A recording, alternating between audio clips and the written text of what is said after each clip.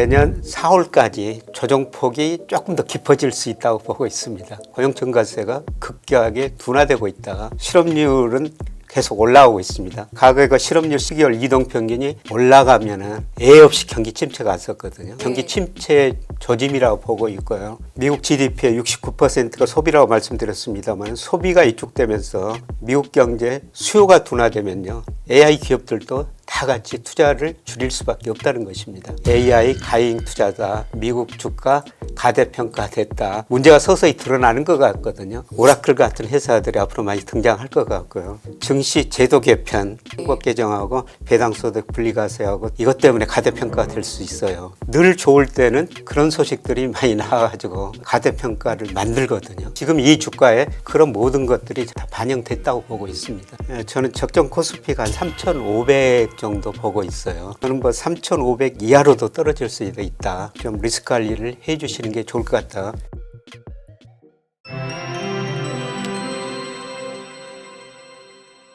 증시가 너무 올라갈 때 항상 이제 좀 경고 메시지를 자주 주심으로써 시청자분들 중에서는 희망을 얘기하시는 분이 아니라 뭔가 경고를 자주 주시는 분인 이미지가 좀 있어요. 어떻게 생각하십니까? 그래서 일부 언론에서 저를 뭐 닥터 둠 그러는데요. 뭐 2007년 금융 얘기 그다음에 뭐 코로나 직전에 또 주가 급락한다. 뭐 2021년 4월 달에 동학개미운동 있을 때 뭐 3,300일 때 2,200. 그래서 닥터 둠 그렇게 인식됐는데요. 그런데 작년 말부터 올해까지는 코스피 최소한 24% 상승합니다. 네. 주식 사서 보유하셔야 됩니다. 이런 말씀을 드렸습니다. 네. 제가 항상 비관적인 말씀을 드리는 건 아니고요. 제가 재는 그 코스피 잣대가 있거든요. 그래서 네. 가대평가되면 좀 리스크 관리를 하십시오. 그다음에 가소평가되면 주식 보유 비중을 늘리십시오. 시기에 따라 가지고 다른 이야기를 하고 있습니다. 네, 교수님께서는 데이터와 모델링까지 겸비하셔서 항상 객관적인 데이터에 기반해서 의견을 주시는 것으로 저는 이해하고 있습니다. 오늘 이제 연말도 다가오고 제가 모신 거는 굉장히 오랜만이라서요.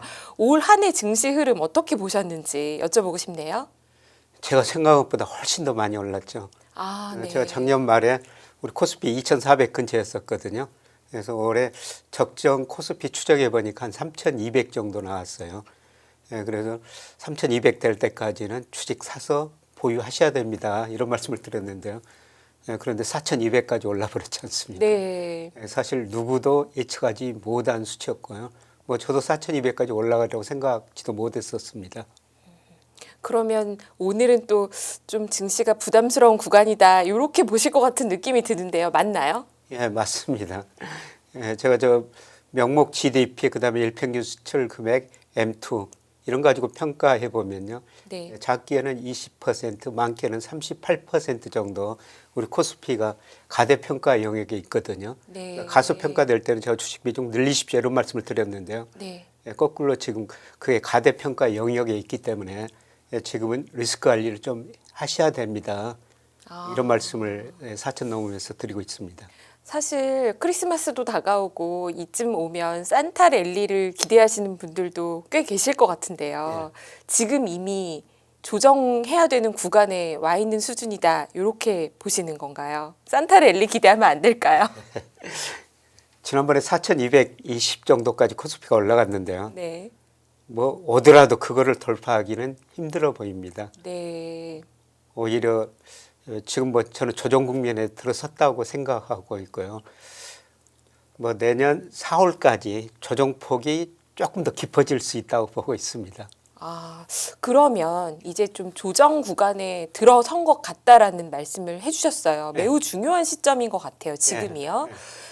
지금 미국의 고용 지표도 헷갈리고 그리고 말들도 굉장히 많아요. 실제 실상은 더 나쁠 수 있는데 아직 데이터가 정확하지 않다는 얘기도 나오고 있고요. 그래서 미국의 4분기 성장률이 어떻게 나오느냐 요거부터 좀 짚어보면 좋을 것 같은데요. 급락하는 거냐 이런 걱정하시는 분들에 대해서 어떻게 보십니까? 우선 4분기 데이터가 별로 안 좋을 것 같아요. 그런데 셧다운 때문에 아직 3분기 GDP도 발표를 안 했거든요. 네. 그래서 미국 데이터 보면 요새 공백의 기간이라 상당히 불확실한데요. 그런데 미국 경제가 이미 성장이 많이 둔화되기 시작했어요. 이 그림은 제가 미국 잠재 GDP 빨간 선이고요. 실제 GDP. 그다음에 아웃갭이라는 것은 실제 GDP하고 잠재 GDP 퍼센트 차이거든요. 네. 이게 올해부터 마이너스로 돌아섰습니다. 이 의미는 미국 경제가 지금 올해부터 능력 이하로 성장하고 있는데요. 아마 3분기 성장률이 좀 반등했을 텐데 4분기에는 이 아웃갭 마이너스 폭이 더 커졌을 것 같습니다. 그 가장 중요한 이유는 네. 소비 증가세가 많이 둔화되고 있는 것 같습니다. 소비 때문에 미국 GDP 69%를 소비가 차지하고 있는데요. 아마 소비 때문에 4분기 경제 성장률은 많이 안 좋을 것 같습니다. 여전히 미국 GDP에서 가장 중요한 것은 소비죠. 예, 그렇습니다. 그래도 일각에서는 이런 얘기를 하지 않습니까? AI의 투자가 워낙 확대되고 있어서 이 투자 확대로 인해서 그래도 어느 정도는 GDP를 방어하고 있다. 이렇게 얘기하고 있는 부분은 어떻게 보십니까? 사실 그것 때문에 올해 미국 경제가 뭐 2% 안팎 성장하고 있는 거죠. 네. 뭐 상반기가 이 데이터 보니까요. 미국 GDP에서 설비 투자가 차지하는 비중이 한 14.5% 정도 돼요. 역사상 최고치거든요. 예, 그리고 상반기 GDP 증가분의 설비 투자가 79%를 차지하고 있어요. 와, 어마어마하네요. 투자 때문에 AI 투자 때문에 미국 경제가 좀 견디고 있는 거죠. 그렇게 투자가 또 많이 늘어나다 보니까 AI 관련 주식들이 올라가고 또 주식을 많이 보유하고 있는 부자들이 어느 정도 소비를 했기 때문에 지금 버티고 있는 거거든요. 저는 미국 경제가 소위가 3A에서 성장했다, 세계 A에서 성장했다 그건데요. 네. AI 투자, 네. AI 투자 많이 늘어났죠. 그래서 AI 투자가 늘어나니까 미국이 생산성이 증가하고 앞으로 좋아질 것이다. 그래서 에셋 프라이스 특히 주가가 많이 올랐거든요. 그러다 보니까 애플런트라고 그러는데 부자들이 주식을 많이 가지고 있는 부자들이 소비를 많이 늘려버렸죠. 네. 그런데 지금 그 논쟁이 되고 있습니다만 AI 가잉 투자다. 미국 주가 가대평가됐다. 둘 중에 하나 문제가 서서히 드러나는 것 같거든요. 뭐 이런 것들이 드러나면서 아마 내년 성장률이 많이 둔화될 것 같습니다.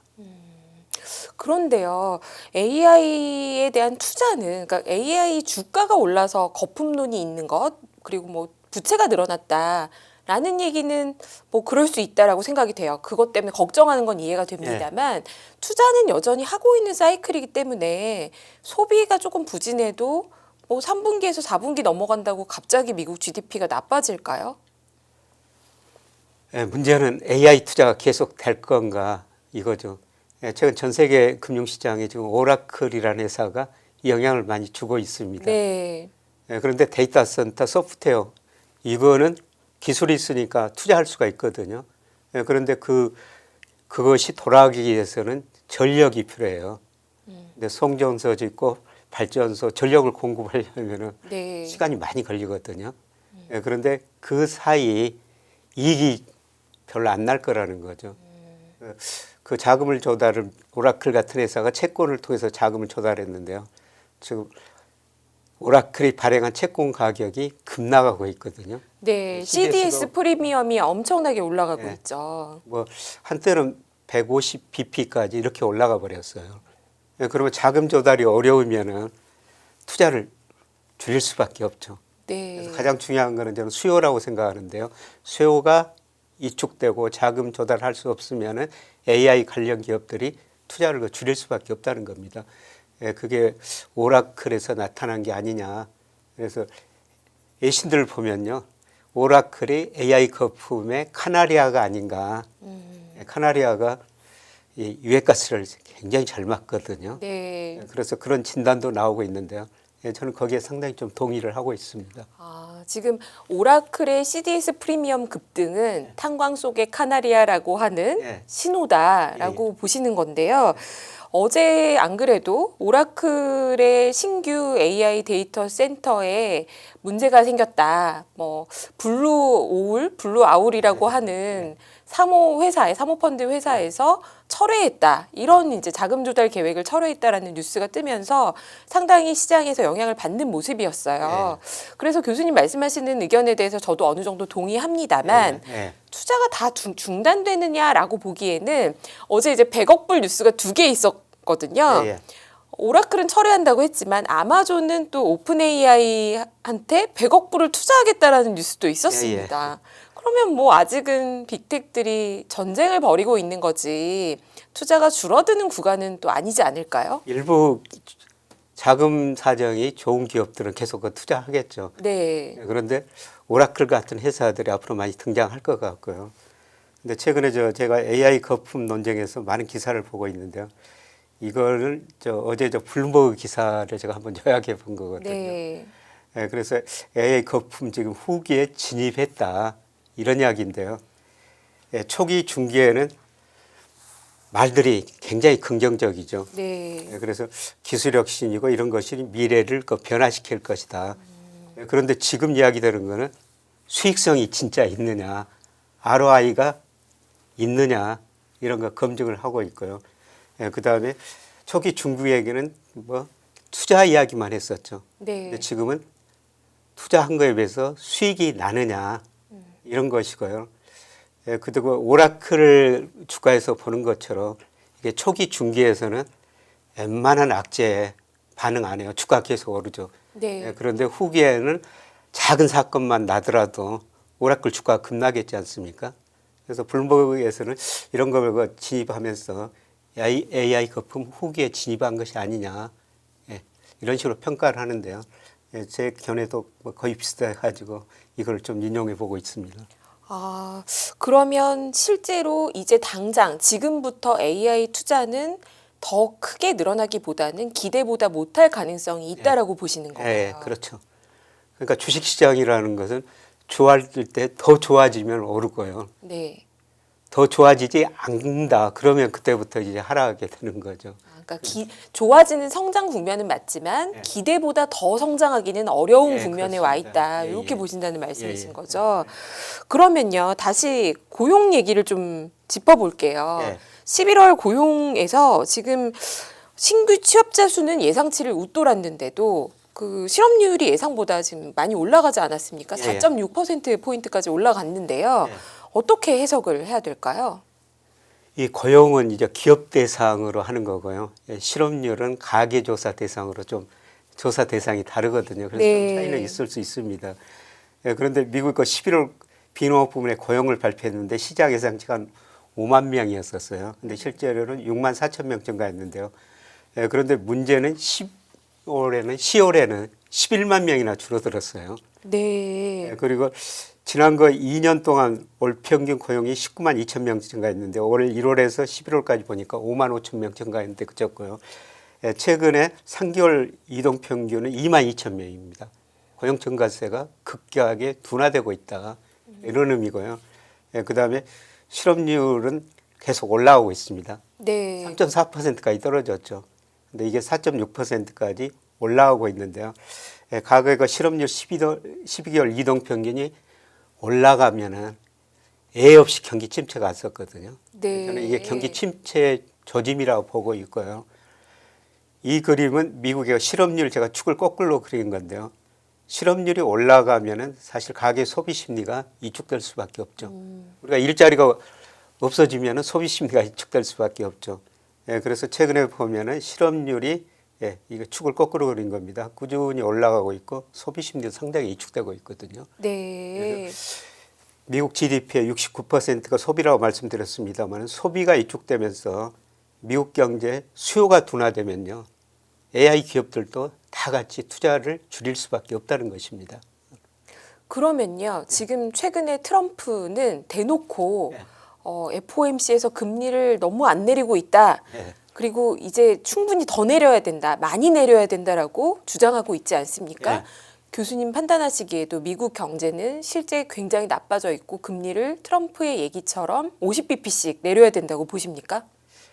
저는 미국 적정금리 수준이 3%라고 보고 있거든요. 상단이. 네. 지금 이번에 그 3.75%까지 내렸죠. 그동안 미국 통화정책 보면요. 뭐 코로나 때문에 0%까지 내렸다가 양적 완화를 통해 아주 엄청난 돈을 풀었죠. 그러다가 이렇게 돈을 푸니까 물가가 오르니까 금리 5.5%까지 오르고 QT 양적 축소를 단행했었거든요. 그리고 이제 고용 증가세가 둔화되니까 5.5% 금리를 3.75%까지 내리고요. 네. 12월 1일부터는 양적 축소도 이제 중단하기로 그렇게 했거든요. 그런데 앞으로 금리를 얼마나 내릴 것인가? 이번 연준과 FOMC 점도표를 보면은 3.5%까지 이제 한 번만 내린다는 거거든요. 그렇죠. 그런데 제가 미국의 아웃풋계 그다음에 미국의 PC 물가 상승 이런 게 추정해 보니까 내년에 적정 금리가 한 3% 안팎 나와요. 저는 내년에 3%까지 내리라고 보고 있습니다. 이것도 내년 상반기쯤에요. 그러니까 시장 FOMC 예상보다는 제가 한 0.5%포인트 정도 더 인하할 것이다. 그렇게 보고 있습니다. 지금 워낙에 미국 경기가요. 내년에는 나빠질 거다. 다음 분기에는 안 좋아질 거다. 이런 얘기를 저희가 오래 하다가 그래도 25년도 미국의 GDP 성장률 전망은 오히려 상향 조정되지 않았습니까? 그런데 내년에는 지금 우리가 예상하는 것보다 더 나빠질 가능성이 높다고 보시는 건가요? 예. 사실 올해 작년 연말에는 올 미국 경제 성장률이 한 1.4% 안팎 대부분이 그렇게 전망했거든요. 네. 최근에 콘센서스 보니까 거의 2%예요. 올해 예상보다 좋았죠. 네, 지금 자료 화면이 나가고 있는데요. 네. 9월 전망이 1.8%였고 연초에는 더 낮았죠. 연준의 전망치인데요. 네. 연준 전망치가 시장 콘센서스보다는 좀 더 높아요. 네. 연준 내년 성장률을 2.3%라는데요. 최근에 블룸버그 컨센서스 보니까 2.0 정도 되거든요. 네. 연준 위원들이 시장보다는 좀 더 낙관적으로 전망하고 있는 것 같고요. 근데 저 수치들은 점도표나 저 수치들은 언제든지 바뀔 수가 있습니다. 그래서 앞으로 데이터가 나와봐야 될 텐데요. 저는 4분기 내년 1분기 데이터 나오면 저 전망치가 특히 내년 3월에 다시 수정하거든요. 네. 저것보다 많이 낮아져 있을 거라고 보고 있습니다. 아, 그럼 지금 연속해서 상향 조정되어 왔던 이 상향 사이클은 마무리되고 이제는 하향 사이클에 접어들었다. 이렇게 보시는. 그런 사이클이 시작되고 있다. 사실 그동안 장단기 금리 차가 역전되면은 과거 예 없이 경기 침체가 왔거든요. 네. 그런데 이번에 장장기 금리 차가 오래전에 역전됐는데도 아직 미국 경제가 침체는 아니에요.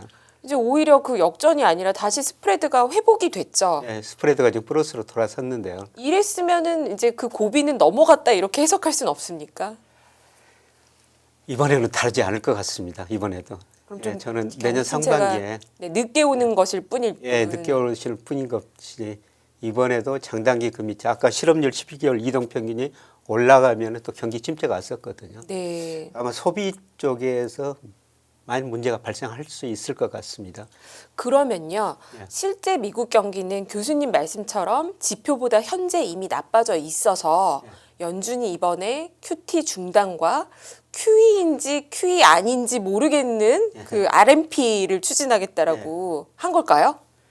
이건 갑자기 뭔가요? 어떻게 하겠다는 건가요? 그 RMP라는 좀 생소한 용어일 텐데요. 네. 리저브 매니지먼트 퍼처스라고 그래가지고 제가 QE하고 한번 비교한 이 표거든요. 네. 둘 다 돈을 푸는 겁니다. 근데 돈을 풀 때 미 연준이 시장에서 채권을 사주거든요. 그렇죠. 채권 만기가 짧은 것, 보통 T빌이라고 그러죠. 3개월 이런 거 사주는 거를 RMP라고 그러고요. QE라는 거는 만기가 긴 채권, 특히 10년 국채를 사주는 거죠. 네. 그러면서 QE라는 것은 장기 금리를 낮춰가지고 가계한테 소비 투자 늘리라는 겁니다. 그런데 RMP는 단기 금리, 이거는 장기 금리에는 그렇게 영향을 미치지는 않을 것 같거든요. 그 미국 은행들의 그 지급 준비금이 충분하지 않다고 연준이 생각하고 있는 것 같아요. 네. 그래서 우선은 RMP를 단행하고요. 미국 경제가 침체에 빠지고 소비가 감소하면은 다시 QE 하리라고 보고 있습니다. 그러나 우선은 RMP로 연준이 대응하고 있지 않느냐, 저는 그렇게 보고 있습니다. 요거를 좋게 해석하시는 분들은 결국 QE랑 비슷할 거다. 이제 주식 투자하시는 분들은 QE랑 비슷한 거 하면 돈 푸는 거니까 결국 다 해결된다. 이렇게 해석하시고요. 나쁘게 보시는 분들은 뭔가 안 좋은 일들이 있는 거가 더 커지고 있는 게 아닌가 이렇게 의심하고 있는데요. 교수님 의견은 어떠신가요? 이건 유동성 결국은 공급 이제 효과가 미국 없나요? 경제가 네. 어떻게 되느냐. 네. 예. 그래서 저는 저 RMP를 내년 상반기에는 QE로 돌리라고 보고 있거든요. 아, 네. 그만큼 경제가 안 좋으니까 다시 QE 하리라고 보고 있습니다. 결국에는 QE로 가기 위한 수순일 뿐이다. 네, 그렇습니다. 네. 아까 말씀드린 것처럼 제가 미국의 적정금리를 3%로 추정했고 연준 3.5%보다 제가 더 낮게 추정을 했거든요. 예, 제가 보기에는 그만큼 경제가 나빠질 거라는 겁니다. 그러면요, 이건 또 저는 뭐 교수님보다 한참 아래 후배여서 매우 늦게 여의도에 들어갔기 때문에 제가 2008년에 여의도에 들어갔는데요. 그때부터 지금까지는 못 봤던 일들이 자꾸 생기는 거예요. 예, 그런데 원래 QE를 한다라고 할 때는 예. 급격한 크래시가 일어나고 신용 경색이 심하게 일어나서 문제가 생겼을 때 QE를 하니까 대체로 주식 투자하시는 분들은 QE하면 주식에는 좋은 거 아니야? 이렇게 생각하실 수도 있는데요. 예. 이번은 어떻다고 보십니까? 예, 금리 내리고 QE 하면 주가가 오를 수가 있죠. 네. 예, 그런데 단기적으로는 뭐 잘 아시다시피 주가를 결정하는 게 금리하고 기업 이익 증가율이거든요. 네. 금리 하락폭하고 기업 수익률이 앞으로 둔화될 텐데 어느 게 더 크냐. 예, 그런데 저는 내년 1분기, 2분기 초반까지는 금리 인하폭보다 기업 수익 하락률이 GDP 성장률 하락률이 더 크리라고 보고 있습니다. 예, 그래서 금리 인하나 이런 유동성 증가는 분명히 주가 상승 요인이 될 텐데요. 예, 그러나 기업 이익 증가율이 더 하락하면서 예, 주가는 조정을 보이리라고 보고 있고요. 예, 문제는 미국 주가가 예, 제가 뭐 명목 GDP나 PER 뭐 배당 수익률 이런 것 가지고 평가해 보면 상당히 가대평가 영역에 있거든요. 네. 그래서 이게 어느 정도 전 조정을 벌 수밖에 없다고 생각하고 있습니다. RMP를 해서 단기 국채를 TB를 산다고 말씀해 주셨는데요. 요거는 400억 불씩 매월 사도 유동성 공급 효과가 시장에는 별로 없습니까? 그러니까 유동성 장세를 기대할 수는 없는 요인인가요? 유동성은 좀 증가하고 있어요. 네. 예, 제가 주별로 미 연준 자산을 예, 계속 추정하는데요. 예, 연준 자산이 계속 줄어들었었어요. 이거는 제가 월말 자료인데요. 예, 그런데 12월 12일까지 데이터가 발표됐는데 12월 12일 데이터 보니까요. 연준 자산이 한 4억 달러 정도 약간 증가세로 돌아서고 있어요. 이제 돈 좀 풀고 있다는 것이죠. 돈이 그러면 지금부터 매월 400억 불씩 국채 사주고 하면 네. 유동성 장세는 가능성이 별로 없습니까? 그 유동성 장세 이미 주가가 그걸 많이 반영한 것 같고요. 말씀드렸습니다마는 이제 그런 유동성보다는 경기 둔화 효과가 더 클 것이다 그렇게 보고 있습니다. 지금 연준이 사실 이런 RMP라는 거를 내놓을 정도로 뭔가 긴박한 일이 있다고 보시나요? 긴박한 그런 정도는 아닌 것 같아요. 미국 국제시장의 단기 유동성이 너무 경색돼서 이게 매우 심화되고 있어서 우려하고 있다라는 얘기도 꽤 나오는 것 같아요. 네, 그런 단기 유동성은 왜 이렇게 경색이 되고 있는 걸까요? 글쎄요. 은행들이 뭐 예금이 덜 들어든지 네. 예, 그런 측면이 있는 것 같은데요. 그런데 제가 단기 금리를 계속 추정해 보는데 네. 아직까지는 그런 위험 요인이 크게 나타나지는 않고 있습니다. 사실 오늘 준비해 오신 저희가 드린 질문에는 없지만 또 시장에서 걱정하는 게 사모대출이지 않습니까? 은행의 대출보다 지금 사모대출이 커진 속도가 매우 빠르고 그 규모가 크기 때문에 여기서 문제가 생기는 걸 걱정하시는 분들이 있는데 이 시장은 어떻게 보십니까? 그거는 걱정해야 될 것 같아요. 아, 그러니까 네. 우리가 2000년 IT 거품하고 지금 기업들과 자금 조달을 보면요. 그때는 그 주식시장에서 많은 자금을 조달했거든요. 네. 근데 이번에는 물론 그 주식시장에서 조달했습니다만 채권을 많이 발행했고요.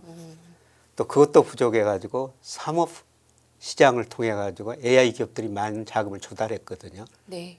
예, 그런데 돈이라는 게 정말 그 냄새를 잘 맡아요. 예, 저는 지금 오라클 채권 가격이 상당히 많이 하락하고 있다. 시대에서 많이 올라갔다. 예, 돈이 그거를 미리서 보고 있다고 생각하고 있습니다.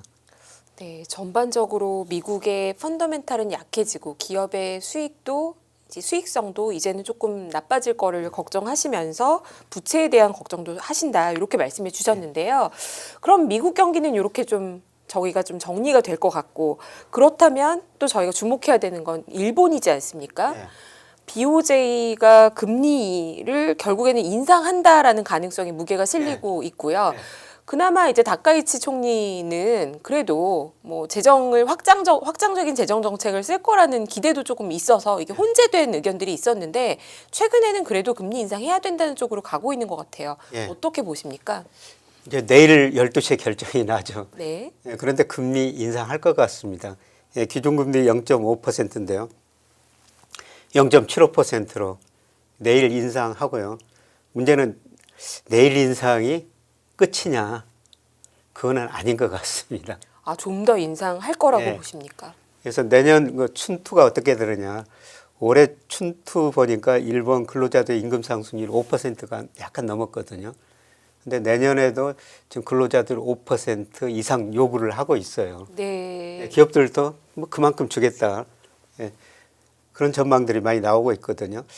예, 그렇게 되면은 아마 일본은행이 금리를 더 인상할 수밖에 없을 것 같아요.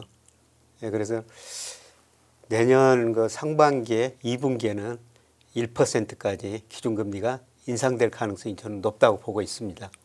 일본 30년물 국채 금리가 이제 한국 국채 금리를 추월하지 않았습니까? 예, 그렇죠.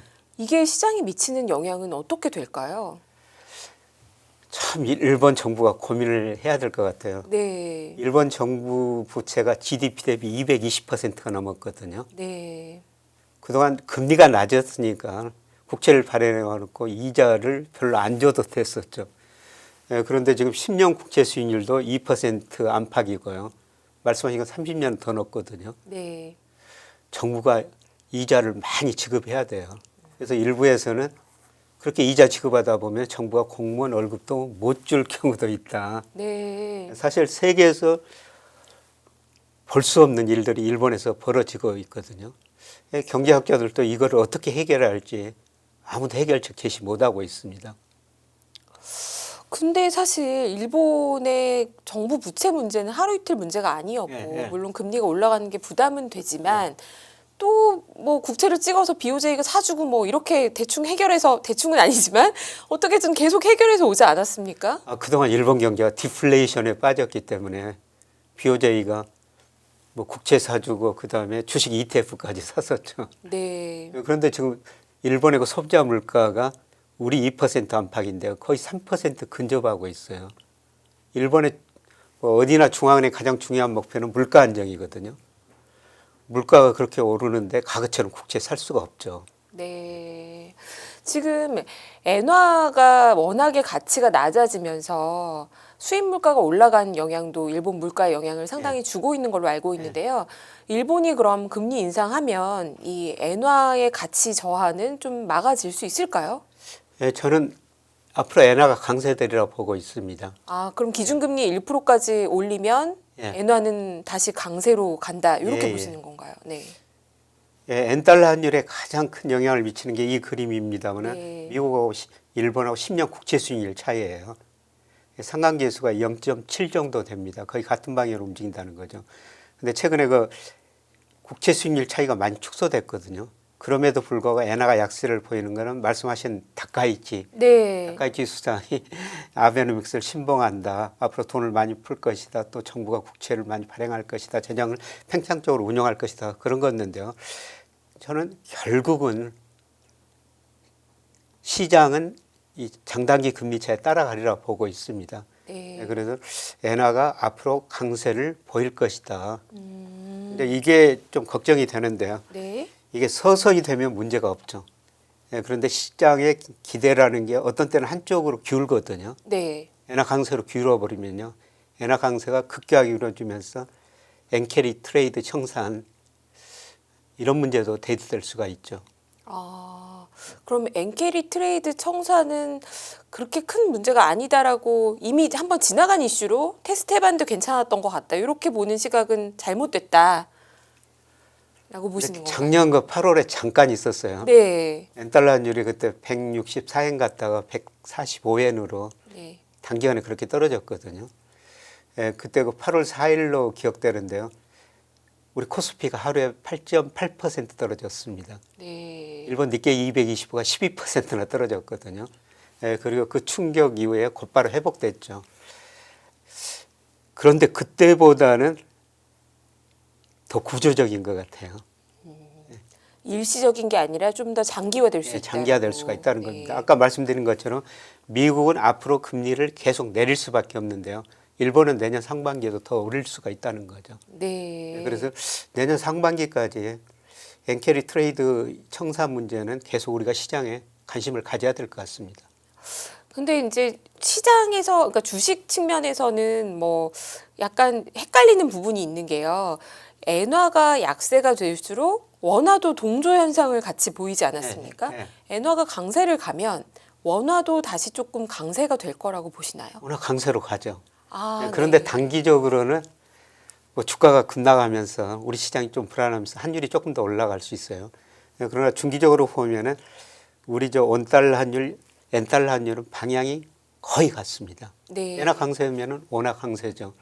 그래서 우리 환율이 지금 1,470원 넘어서 가지고 모든 특히 정부가 많이 걱정하고 있는데요. 그렇죠. 저는 걱정할 필요 없다. 내년에 미국 금리 인하하면서 달러 약세되고 엔화 강세된다. 그렇게 되면 우리 환율도 떨어지게 되죠. 아, 우리가 뭐를 하지 않아도 예. 강국인 미국과 일본이 금리 정책이 반대로 가면 예, 그렇죠. 결국에는 일본 엔화가 강해지면서 원화도 좀 회복이 될 것이다. 이렇게 그러니까 보시는. 환율이라는 거는 상대 가격이거든요. 네. 우리가 뭐를 한다고 해가지고 이게 아마 단기적으로 영향을 줄 수가 있는데요.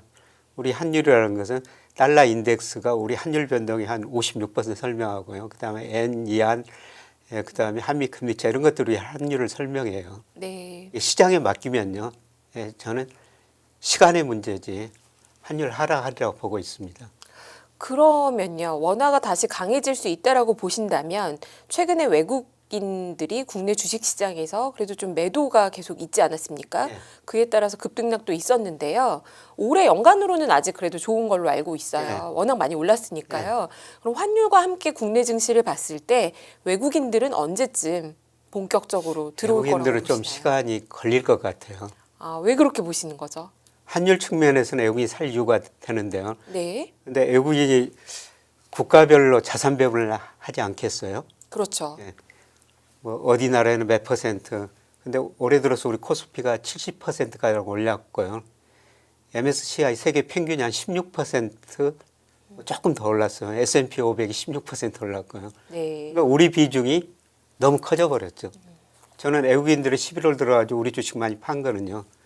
우리가 나빠서가 아니라 우리 비중이 올라버렸기 때문에 비중 조절 차원에서 외국인들이 판다고 보고 있거든요. 네. 우리 주가가 상당히 좀 조정을 보여야지 그들이 원하는 비중 수준에 접근해 가겠죠. 그때 살이라고 보고 있는데요. 그때까지는 좀 시간이 걸릴 것 같습니다. 지금 미국의 AI 거품론이 일면서 네. 나스닥도 좀 조정을 받았고 한국도 반도체주들이 힘을 좀 못 쓰고 있지 않습니까? 결국에는 외국인들이 이 대형주들을 사줘야 국내 증시도 좋을 텐데 당분간은 요 정도 구간에서 약보합 이렇게 보시나요? 아니면 조정이 한 번 확실히 와야 된다라고 저는 보시나요? 조정이 확실히 와야 된다고 보고 있어요. 아, 네, 이렇게 이런 무서운 얘기를 이렇게 교수님 웃으면서 해주세요. 네, 얼마나 조정이 언제까지 와야 된다고 보시나요? 저는 뭐 앞으로 5개월이라고 보고 있고요. 저는 적정 코스피가 한 3,500 정도 보고 있어요. 그러면 너무 많이 하락해야 되는 거 아닙니까? 왜 앞으로 10%밖에 안 되는데요. 지금 거의 4천인데 15% 가까이 되고 그 15%면 개별 종목은 엄청난 하락일 수 있지 않습니까? 제가 뭐 여러 가지 이유가 있습니다만은 네. 저는 장기적으로 명목 GDP 가지고 적정 주가 추정하는데요. 작년 말에는 지나치게 저평가됐기 때문에 주식을 사시라고 말씀드렸죠. 네, 근데 이거로 보면 한 20% 지금 고평가돼 있고요. 네, 그 다음에 우리 코스피하고 상관계수가 제일 높은 게 일평균 수출 금액이에요. 그렇죠. 예. 항상 그런데 이걸 보여주셨죠. 네, 예. 그런데 늘 제가 이 그래프를 보여드리는데요. 2007년에 이때 은행들이고 수익원 주식형 펀드 캠페인 하면서 은행들이 그 펀드를 많이 모아줘가지고 자산운용사 하면서 가대평가됐었습니다. 네. 그때 제가 여기서 미국에 금융위기가 오면서 급락한다 이런 말씀을 드렸고요. 그다음에 2021년 4월에 또 동학개미 운동이라고 이런 이야기가 많이 나왔었죠. 네, 코로나 때 저금리 효과가 있었죠. 이때 그 39% 가대평가됐거든요. 네. 지금 제가 보기에는 2000년 이후로 세 번째 가대평가 국면이에요. 네. 그러면 어느 그 3,500 정도까지 가면 매수를 해야 되고 그 전에는 몇 개월이더라도 좀 주의가 필요하다 이렇게 보시는 걸까요? 예, 뭐 기간 뭐 정확히 알 수 없고 사실 그 주가 지수 예측하기는 쉽지 않죠. 그렇죠. 그런데 저는 뭐 3,500 이하로도 떨어질 수 있다. 아, 그래서 뭐 4,000 넘으면서는 저는 뭐 이런 지표를 보시면서 좀 리스크 관리를 해주시는 게 좋을 것 같다. 뭐 제가 제 자랑이 아니라 네. 이때 다 같이 리스크 관리를 좀 해주시라고 말씀을 드렸었습니다. 네. 특히 여기서 2021년 4월달에 3,300 갔을 때 2,200까지 떨어집니다. 이런 말씀을 드려가지고 굉장히 그 싫은 소리를 많이 들었습니다. 결국 2,135까지 떨어졌거든요. 네. 물론 우리가 증시 제도 개편 이것 때문에 가대평가가 될 수 있어요. 네. 상법 개정하고 배당소득 분리과세하고 또 뭐지 하나 뭐 자사주 소각 네. 이런 걸 하겠다는 거 아닙니까? 그런데 늘 좋을 때는 그런 소식들이 많이 나와가지고 네. 가대평가를 만들거든요. 네. 지금 이 주가에 그런 모든 것들이 저는 다 반영됐다고 보고 있습니다. 내년에는 삼성전자와 하이닉스의 이익 증가도 있지 않습니까? 교수님께서 항상 펀더멘털 중요하게 보시는데 내년에 이익이 올해보다 상당히 많이 증가한다면 또 이 또한 상승 요인이 아닐까요? 그 애널리스트 오래 하셨으니까 한번 생각해 보세요. 작년 말에 삼성전자, SK 하이닉스 애널리스트들이 뭐라고 그랬었어요? 아, 쉽지 올해 않다. 이렇게 증가할 네, 이 거라고 정도는 누구도 아니었죠. 네. 누구도 예상했지 못했죠. 네. 그런데 제가 생각하기는 지금 좋으니까 내년을 너무 좋게 전망하는 것 같아요. 아, 현재의 전망보다 더 좋기는 어려워 보인다라는 말씀이신가요? 저는 그렇게 보고 있습니다. 네. 그러면 올해보다 앞으로 내년에 전망치가 낮아질 거다. 아, 그래서 늘 우리가 뭐 저도 리서치센터 오래 있습니다만은 후행하거든요. 네. 제가 센터장 할 때 한번 분석을 해봤어요. 네. 그래서 한 2개월 정도 후행하더라고요. 주가 오르면은 영업이익 목표치, 목표 주가가 올라가고 2개월 시차를 두고요. 주가가 떨어지면 또 반대 방향으로 하향 조정하더라고요.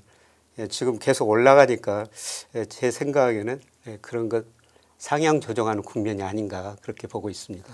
그러면 산타랠리 없고 내년에 미국 경기도 하향 조정되고 또 원하는 강세는 올 수 있지만 외국인이 들어오진 않을 것 같고 뭔가 이렇게 그림이 좋지 않아요. 그래도 저희가 증시를 이럴 때 투자를 또 떠나면 다시 돌아오기도 또 어렵지 않습니까?